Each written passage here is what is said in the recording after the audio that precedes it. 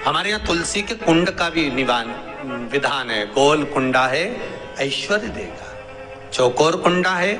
आप लोग कई बार देखे होंगे किसी किसी के यहाँ चौकोर तुलसी का क्यारा होता है, कुंडा होता है, वो वंश बढ़ाता है। षडाकृति का है, वो धन देता है, संपदा देता है। दोष हमारा है, हम तुलसी के कुंड के नीचे शंकर जी को रख देते हैं। क्यों? कि यहीं तुलसी जी को पानी चढ़ाएंगे, यहीं शंकर जी को चढ़ा देंगे। दोष है।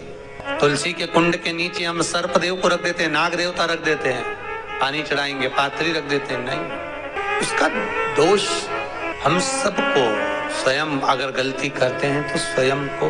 कैसा कुंड हो, 7 तरह के कुंडों का व्याख्यान तुलसी के रूप में कहा गया है महाराज। पहला गोल, दूसरा चौकोर, तीसरा षडाकृति, चौथा त्रिवेणी, 3 कोने वाला कुंडा। शास्त्र कहता है जिसके मार्ग घर में टुकड़े हो रहे हो, घर विभाजन की ओर हो रहा हो, तो 3 कोण का कुंडा घर में रखकर पूजा करने पर परिवार एक हो जाता है। 5वां, गार्डन में बिना कुंडे का, बिना कुंड का जो तुलसी का पौधा रोपित होता है, बिना कुंड के एक बगीचा जैसा बो दिया जाता है, तुलसी तुलसी उत्पन्न हो जाती है। महाराज, वहां पर संपदा तो रहती है पर चिंता बहुत रहती है, टेंशन बहुत रहता है। क्यों? घर के दरवाजे के बाहर इतनी सारी बगीचे में तुलसा कर दी। कोई निकल कर जा रहा था, उसने थूक दिया, कोई निकल कर जा रहा था, उसने पानी डाल दिया, कोई श्वान ने, कुत्ते ने, किसी ने, बिल्ली ने गंदगी कर दी, उसका दोष आपको लगेगा। इसलिए कुंड के अंदर तुलसा का, तो वो धन तो देगा। जो तुमने बगीचे में तुलसा लगाई है, गार्डन तुलसा का करा, वो धन तो देगा, संपदा भी देगा, पर चिंता को बढ़ा देगा। महाराज, 6, तुलसी के कुंड को 3 धार पर लटका कर रखना। कई जगह पर आपने देखा होगा तुलसी का जो कुंडा होता है, उसको 3 जो तार होते हैं, 3 जो चेन होती है, उस पे लटकाया जाता है। महाराज, विष्णु पुराण उसका भी व्याख्यान करती है। महाराज, वहां व्यक्ति के कार्य उन्नति की सीढ़ी की ओर बढ़ जाते हैं। जैसे भोजन की थाली लग गई, भोजन तैयार हो गया, बस खाने बैठे हो और थाली खसक गई, समझ लेना कि तुलसी को अधर पर लटका कर रखा है।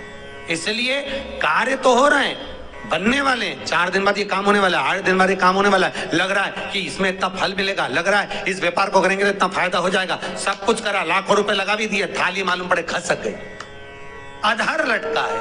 7 क्रम है तुलसी के, ये 6ठा क्रम बताया। तुलसी का 7वां क्रम, तुलसी का 7वां क्रम है महाराज, तुलसी का कुंडा जैसा घर के आंगन में है, तुलसी का कुंड जैसे घर के आंगन में विराज रहा है, ऐसा ही छोटा सा कुंड भगवान के लिए रोपित करें। प्रतिदिन भगवान की सेवा करते समय तुलसी का कुंड सम्मुख रखकर उसकी आराधना करना, फिर उस कुंड को वापिस बाहर ले जाकर रखना, फिर दूसरे दिन पूजन के समय पर कुंड को लाकर रखना। हम तो यहाँ तक कहते हैं, विष्णु पुराण गर्ग संहिता कल्याण का तुलसी अंग यहां तक वर्णन करता है कि आप पूरे साल ये नहीं कर सकते तो कम से कम कार्तिक के महीने में भगवान के सामने तुलसी का छोटा कुंड, चौकोर वाला, गोल नहीं, चौकोर कुंड लाकर भगवान के सामने रखकर छोटा सा कुंड का पूजन कर भगवान के साथ उस कुंड को वापस बाहर विराजमान करें, फिर कल लेकर आए, फिर विराजमान करें। आप पूरे साल नहीं कर सकते तो 1 महीना। इसलिए शायद कहा जाता है कि भगवान को सर्वश्रेष्ठ कौन सा चंदन अच्छा लगता है। आपको पहले भी कथा में कहा, आगरा की कथा अगर किसी ने सुनी होगी तो उसमें वर्णन, भगवान को सर्वश्रेष्ठ चंदन कौन सा, भगवान को सर्वश्रेष्ठ चंदन कौन सा प्रिय है, वो कौन सा चंदन है जो भगवान विष्णु को लगाएं, राम को लगाएं, कृष्ण को लगाएं, वो कौन सा चंदन है जो श्री हरि को लगाया जाए। तो जीते जी भगवान विष्णु एक बार गले लगाते हैं, उसको कहते हैं हरि चंदन। कौन सा चंदन है? हरि चंदन। हरि चंदन बाजार में नहीं मिलेगा, हरि चंदन आपको बनाना पड़ेगा। कैसे बनाना है?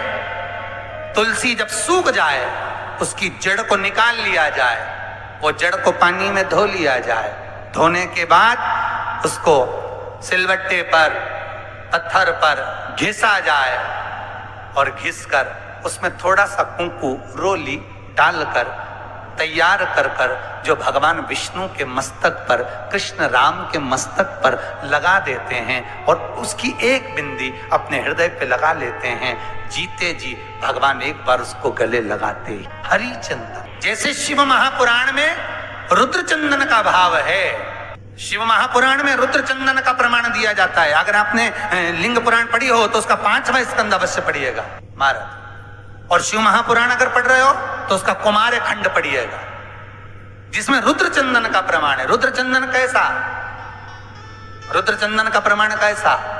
तो महाराज कहा चंदन घिसकर, पीला चंदन घिसकर उस चंदन को 3 मुखी रुद्राक्ष पर लपेट लिया जाता है। 3 मुखी रुद्राक्ष पर उस चंदन को लपेटा जाता है। उसके बाद उसको ऐसा गोल करोगे तो एकदम चिकना हो जाए, एकदम चिकना, ठीक है, एकदम चिकना हो जाए। और उस चंदन को आप शिवरात्रि के दिन, और कोई से भी महीने की शिवरात्रि, किसी भी महीने की हो, सब फलदायी होती है। अगर आप पंचांग में देखेंगे तो शिवरात्रि लिखी हुई आती है, हर महीने शिवरात्रि पड़ती है।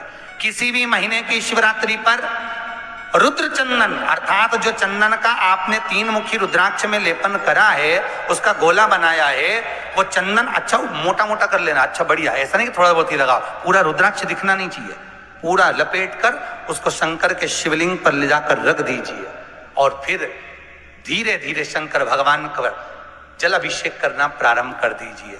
वो चंदन पूरा धीरे धीरे शंकर के शिवलिंग पर डलना चाहिए। शंकर के मूल मंत्र श्री शिवाय नमस्तुभ्यम का जाप करिए, ये कहलाता है रुद्र चंदन। इस चंदन के अभिषेक से महाराज जो काम नहीं होता आप कर कर उस कार्य को प्राप्त कर सकते हो, सिद्ध कर सकते हो। हरि चंदन, रुद्र चंदन, ये वो चंदन है जो जीवन का सुख प्रदान करने वाले, हरि तत्व देने। तो महाराज शिव महापुराण कथा कर भगवान भूत भावन भूतेश्वर शंकर के 19 अवतार में से आज भगवान शंकर का जो अभिषेक सत्याव्रत करता था, धर्मपत्नी करती थी।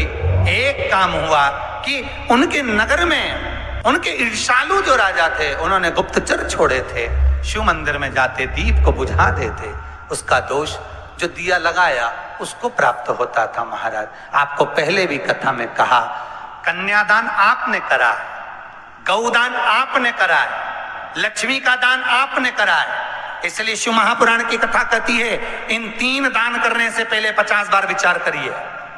कन्यादान करने से पहले 50 बार विचार करना, क्या अच्छे लड़के को दी है, लड़का अच्छा होना चाहिए, परिवार अच्छा होना चाहिए। बेटी अगर रोएगी, बेटी को दुख होगा तो कन्या दान करने वाले को रोना पड़ेगा। तो दोस्तों वीडियो आपको अच्छी लगी हो तो वीडियो को लाइक करें, चैनल को सब्सक्राइब करें, हमारी वीडियो को शेयर करना बिल्कुल भी ना भूलें। मैं आपसे मिलती हूँ अगले वीडियो में, तो तब तक के लिए अपना ध्यान रखिए और खुश रहिए।